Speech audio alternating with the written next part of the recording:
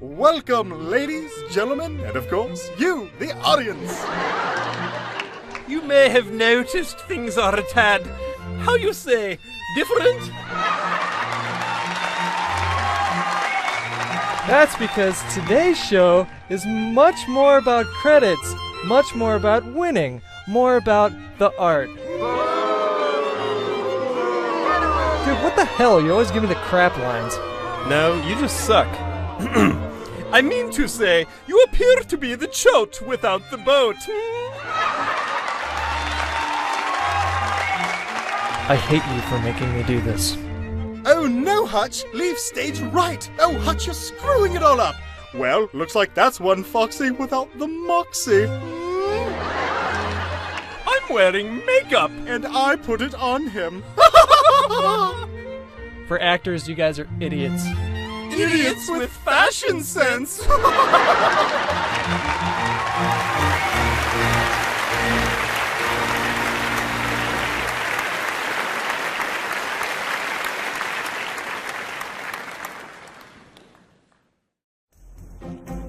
Now, last week we talked about the importance of teamwork. We covered the basics in bromanship that all of you should now be familiar with. But as an island man myself, I understand that building bridges, it's often done alone. I thought it takes two to tango. Oh, no. I literally meant the bridge, like in Forge. Oh, gotcha. Well, I guess I'll leave you to it.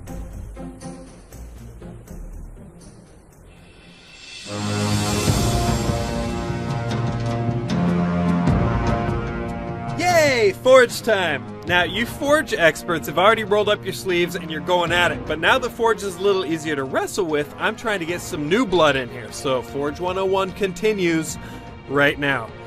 Now, we've covered the ways to place objects, fixed, phased, and normal. Now we're going to talk about the finer points of object placement. First up, rotation snap. This is a dream come true if you're a toothpick counter, or you're constantly straightening your picture frames and then washing your hands like 20 times. Or if you love counting reflectors on the side of the road while you drive.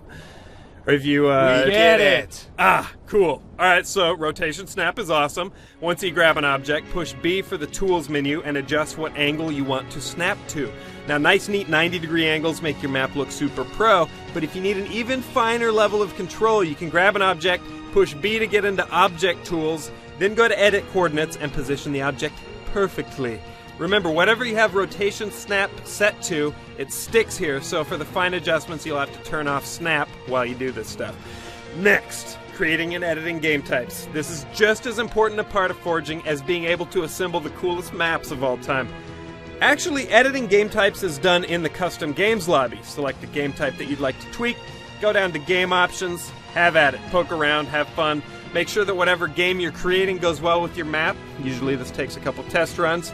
But Bungie hooked us up with some more flexible tools to create insane games.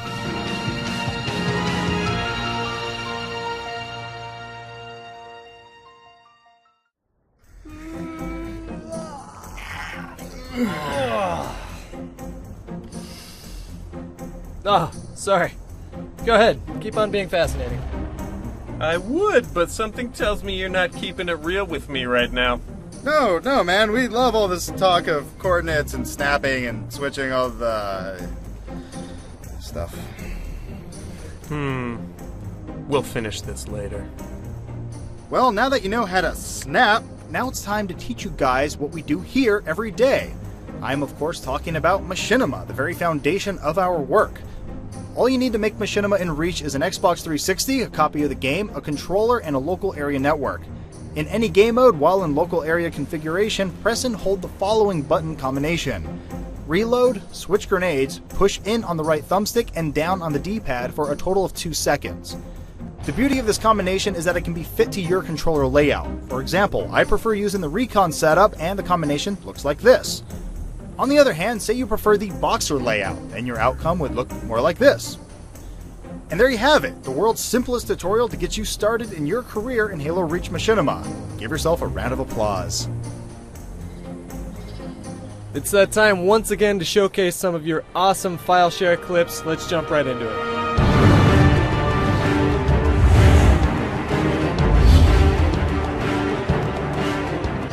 Okay, the first clip that we got for you comes from FXRHXN. What a stupid gamer tag. No offense, buddy. It's a good clip, so don't really care about your gamer tag. Our next clip comes from Boy Wonder 343. He's going to be doing a little elephant hunting. The back of a mongoose with his elephant rifle.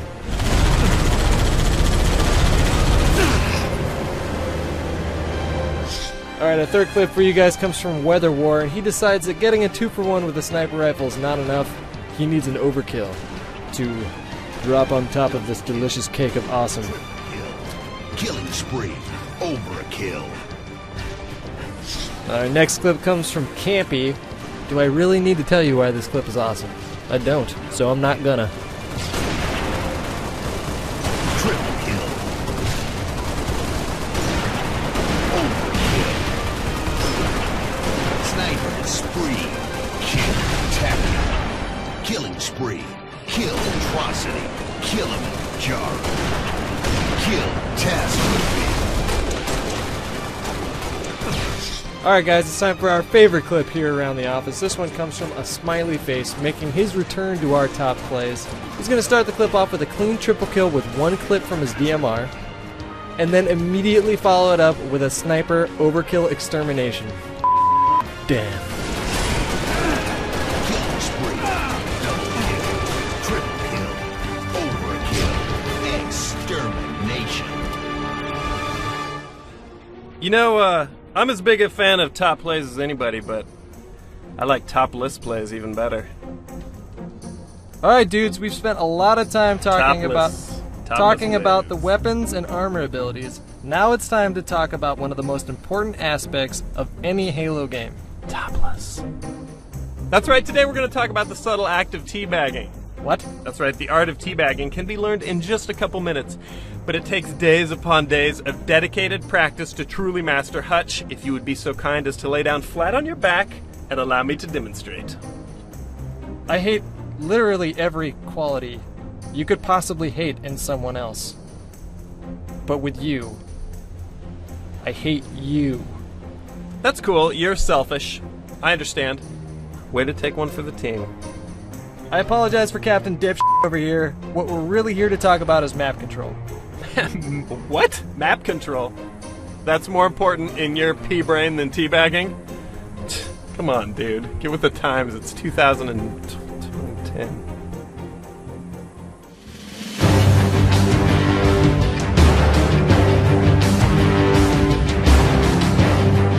One of the first things you should do when you hop onto Reach is to get a grasp on each map as quickly as you can. Today we'll be talking about Pinnacle, a remake of a Halo 2 map called Ascension. One of the things that makes your life easier when it comes to learning how maps should be played is Forge Mode. In order to learn things such as weapon locations and spawn times, all you gotta do is pick the map and game type you want to get down, hop into free cam, find and highlight the weapon you're curious about, and hit X. So here we can see that right behind blue spawn on a platform, there's a rocket spawn. Once I hit X over the rockets, it brings up certain info on that weapon, including how often the weapon spawns after someone's already grabbed it. In this case, you'll find that the rockets spawn every 3 minutes.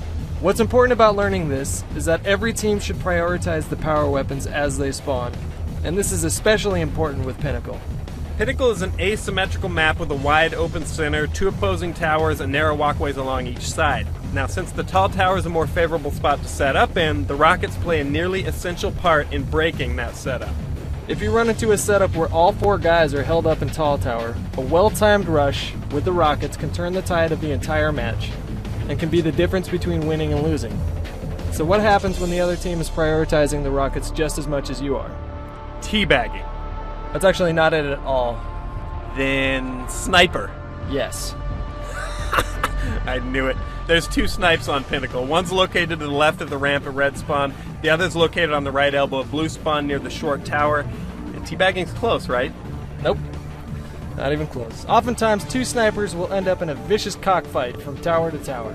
However, if you post it up on small tower, your teammates and you should be communicating when the rockets will spawn, and you should shift your focus towards covering that area with your snipe.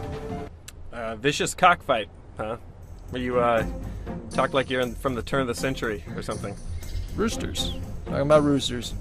Whatever. Totally harmless. The more you know. Now you know. That's a good thing, because things are good to know. In general, it's just generally good to know things. Like not to say cockfight unless it's the 1700s. You just shush. You just shush that pretty face of yours. I still think teabagging was at least 3.5 times more important than covering map control. But I think that's how we're going out. Hey, wait a minute. I outro the show here. Yeah, well, the kids are getting tired of your stale delivery, so I thought I'd throw in a couple pounds of spice right in the pot. Some zest in there. Gracias de nuevo por ver y vamos a ver ustedes la próxima semana. Dude, marry me. No.